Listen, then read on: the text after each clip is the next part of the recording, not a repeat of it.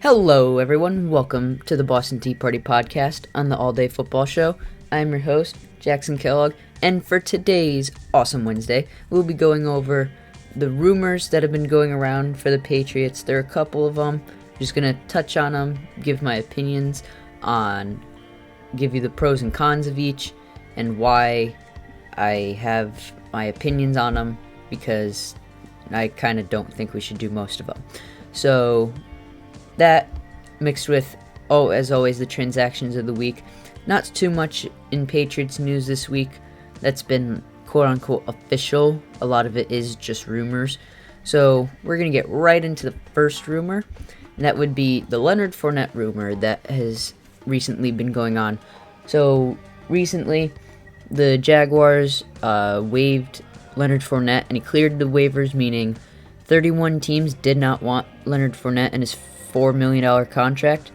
So if Leonard Fournette does get signed, it'll most likely be for less than that, because if the teams didn't want to pick him up for $4 million, then why would they sign him for that or more?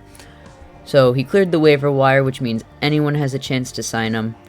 And one of the teams that he's been linked to, again, quote unquote, is the Patriots, which I don't quite understand. I think their go-to with that is Sony Michel's performance last year. But again, most of these writers who have been connecting Leonard Fournette to the Patriots don't know that Damien Harris has been showing off in camp, and that when Sony Michel got activated from PUP, he also looked great. So I don't think we really need him, but going into this, pros for adding Leonard Fournette, it'd be a running back added to the depth that we do have. He would be battling with Sony Michel and Damien Harris for first and second down reps. He is a decent catcher, so we'll get into stats on that in a second. But he's a nice runner, has a LeGarrette Blount type running style, but he can also catch, which Blount didn't do very often. Some cons are his character. Was a lot of the reasons that he was released from the Jaguars was because of his character. He got into a fight with I forget who it was, with the Bills a couple years ago. So that didn't go so well for him. He got suspended by the team. He just hasn't been the best player for what they took for him. So I mean, if you remember back in 2017 draft, he was the 4th overall pick. It went Jared Goff, Carson Wentz, Joey Bosa, Leonard Fournette. So yeah, not the best situation there. But anyways, in my conclusion with this, it's not worth it. In Leonard Fournette's career, he's been statistically okay with 2,631 career yards, 17 touchdowns with 1,000 yards, 134 receptions, and 2 touchdowns receiving. On top of that, his worst year statistically was 2018. His rookie year was decent, but his most recent year was best in almost all categories except touchdowns. Touchdowns have dropped significantly over the last 2 years, going from 9 touchdowns in his rookie year, 5 in his middle year in 2018, and 3 last year. But on top of that, last year he had 76 receptions for 522 yards, and that also included 100 targets. So he caught 76% of his targets.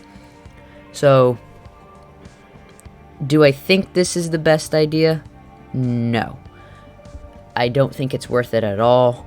Even if you got him for a Cam Newton type deal, we have enough depth at the position. Like J.J. Taylor, who's been a decent running back in camp, who we took as an undrafted free agent, is probably not going to make the roster because of how well Sony Michel and Damien Harris have been performing.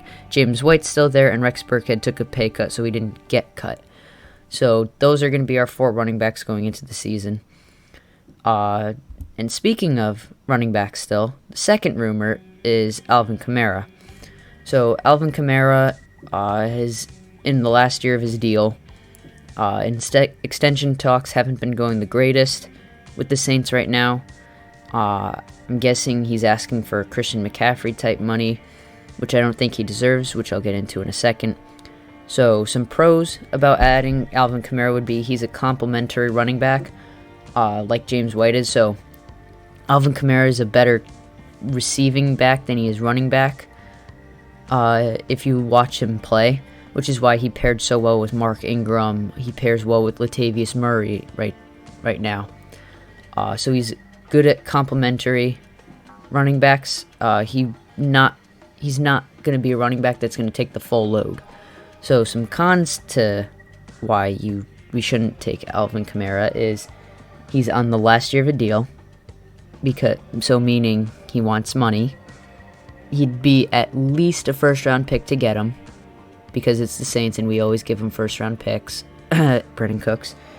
And why trade and sign him when we can just look and see what we've got in Sony Michel and Damian Harris? Sony Michel is in his 2 years left on his contract. Then you could also give him the 50-year option because he's a first-round pick. So we've got at least 3 more years with Michel on his rookie contract. And then Damian Harris, who we took last year, who's looked great, we've got 3 years with him, 3 more years on a rookie contract as well. So wait to see what you've got in those guys. There's going to be a huge running back market this offseason in terms of free agents. It's not worth it to go and trade for a guy when, if the 2 that you have don't work out, well, you just go and sign someone with the $70 million in cap space you have next year. So, in conclusion, I say no, but for some stats to back this up, he's had a 3-year career, 2,408 yards rushing with 27 rushing touchdowns. So he's had less. So in comparison to Leonard Fournette, he's had less yards rushing, but 10 more touchdowns added on to that. He's had 243 receptions for 2,068 yards and 10 touchdowns. So just by comparison, he's got almost a similar amount of receiving yards as he does rushing yards. So it's not in the exact James White type balance where James White has a ton more receiving yards and receptions and touchdowns than he does in his rushing category. Because over the years that White's been around, we've given the ball to guys like Michel, LeGarrette Blount. I'm trying to remember. I don't think Stephen Ridley and Michel or James White were together. I think it was mostly LeGarrette Blount and Sony Michel would ground and pound together. So, but if you look at Kamara's stats, he went up from his rookie year to his second year in the league, but then he had a significant drop on most statistical categories last year compared to his middle year. So he had 883 yards in 2018, his second year in the league, with 14 rushing touchdowns, 709 receiving yards, and 4 receiving touchdowns. So then going into 2019, he had 797 rushing yards. So he played 1 less game in 2019 than he did in 2018. So if you look at that, it's like, all right, so that's 1 game missing his yards. But he also had only 5 rushing touchdowns, 533 receiving yards, and 1 receiving touchdown. So his statistics dropped tremendously. So I don't even understand why he's trying to get a Christian McCaffrey type deal if he is, because his stats are just telling, all you need to look at are those stats, and it tells you not only has he been dropping in production, that he also is not worth getting that type of money. Christian McCaffrey hit 1,000 yards rushing and 1,000 yards receiving with over 100 receptions. Kamara didn't come close to that last year. He got around 1,300 total yards and 6 touchdowns total. That doesn't speak around $15 million a year for a running back. So, do I think the Patriots should trade for him? No. Do I think the Saints should extend him for that much money? No. He should get like Joe Mixon got 4 years for $48 million, so that's $12 million a year. He should get somewhere around that. Mixon does both, though, in terms of rushing and receiving. I had him in fantasy last year. I had to deal with the early season where the Bengals were horrible at the start of last year in terms of production for all their players. But he started to go up as the season went on. Mixon would get like 100 yards rushing every game, but that's about it. He couldn't score because of how bad the O-line was. and they didn't throw the ball half the time. So Mixon has had better production in a way than Kamara has. In some aspects, not in others. Kamara is definitely a better catcher, but he's worth around that. He's a little more than 10 mil, but not by much. I think running back, we're coming into the point where running backs are going to start getting overpaid. I mean, you look at Derrick Henry's contract, Christian McCaffrey, Saquon Barkley's going to get that money. Ezekiel Elliott's getting that money. Joe Mixon just got paid. You've got running backs like Phillip Lindsay, Chris Carson, who are due for extensions. It's going to be an interesting year for running backs and getting money. Rumor number 3, Jadeveon Clowney. I've been hearing this since probably the end of the draft. It's been going on for that long, and it's still a topic. So Jadeveon Clowney, former number 1 overall pick back in 2014, is a free agent after not coming to a deal with Seattle. So he's on the market and has been since March. Part of this reason is because he hasn't taken an offer that's under $15 million. Jadeveon Clowney is not worth that much money, and I'll tell you why. So yes, he's a good pass rusher and has good, decent run defense. Cons for the Patriots, he doesn't fit our scheme, and it's too expensive, and he's injury prone. He's been injured almost every season he's been in the league. So the statistics to back it up now, because this is more important. So the reason why no one's signing Jadeveon Clowney is his production isn't worth $20 million a year. In his career, he has 172 solo tackles, 71 tackles for loss, and 80 quarterback hits, along with 32 sacks in 75 games played. How can you play 75 games over a six-year career? So not only is that an average of 13 games a year, so you're already missing a couple games a year. Like, he barely even played in his rookie year, and he's missed at least one game in almost every season.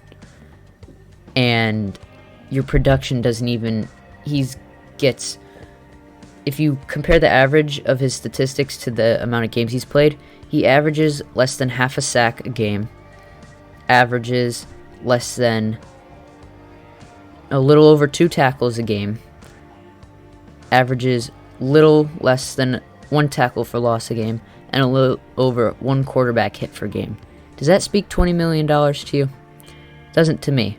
So if you go over just his last season, he had 3 sacks, 3 total tackles for loss. 7 tackles for loss, 31 total tackles, like that's solo and assisted, and 13 quarterback hits. Oh, and 4 forced fumbles and a pick 6. So that's it. And that's his worst statistical year after his rookie. If you take his rookie year out of it because he didn't play, this is his worst statistical year. He's dropped in production each year. It's not worth signing him for $20 million. Everson Griffin just got paid $6 million to go to the Cowboys and is a better production pass rusher than Jadeveon Clowney is. So, no, Jadeveon Clowney is not worth $20 million, he's not worth $15 million, he's not worth $10 million, not worth $6 million. I'll take Jadeveon Clowney for $3 million this year because that's what his production is worth. It's not worth anything, and you're also going off the risk that he's going to get injured anyway. And he's going to take snaps from young players who are trying to prove themselves, especially on the Patriots. We've got a bunch of younger players that are doing pass rushing. You've got Chase Winovich. Derek Rivers is trying to show that he can not be a third-round bust. John Simon's an older vet, but still a good production leader. Josh Uche, Anthony Jennings are both rookies this year who are trying to show that they can have pass rush ability. It's not worth it for the Patriots to sign them unless it's for, like, a Cam Newton type deal. it's not worth it. His production doesn't speak money, and it's not worth it for anyone for that matter, unless you're in huge pass rush help. If anything, Seattle should just re-sign him for like $5 million for 1 year. Prove it. So, that's the Jadeveon Clowney rumor. Last thing that's been going on is adding a wide receiver to the depth that we have. So, the Patriots have Julian Edelman, Mohamed Sanu, N'Keal Harry, Damiere Byrd, Jacoby Myers, Gunnar Olszewski, Devin Ross, Jeff Thomas, and a couple other young undrafted receivers.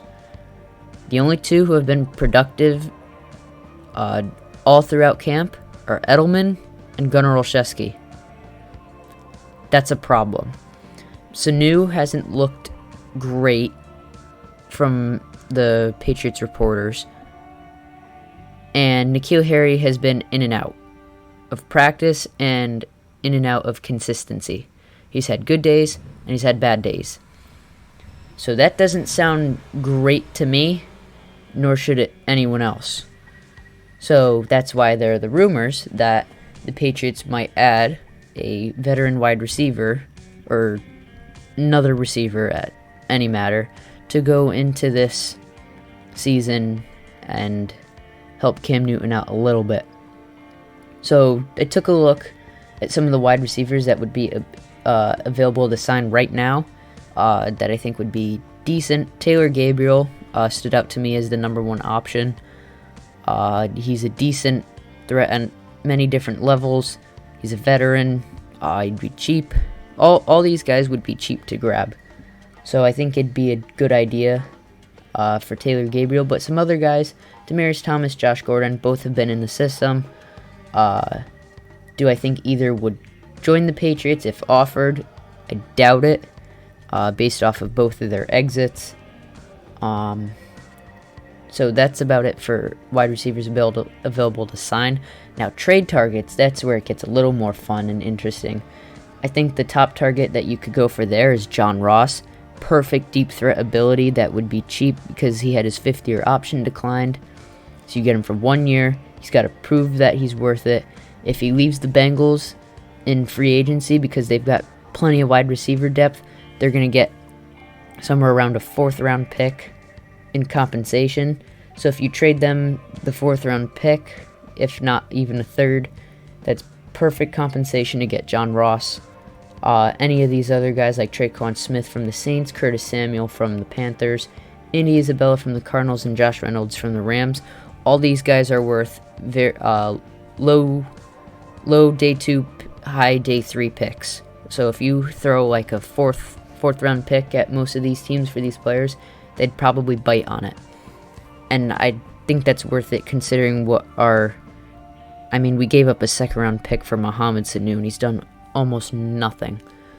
So if you compare that to receivers we could have taken with that second round pick, it's a little disappointing to hear. So those are great players that we could take. In conclusion, with that rumor, yes, I totally think we should add someone just to give more competition to the guys who are there.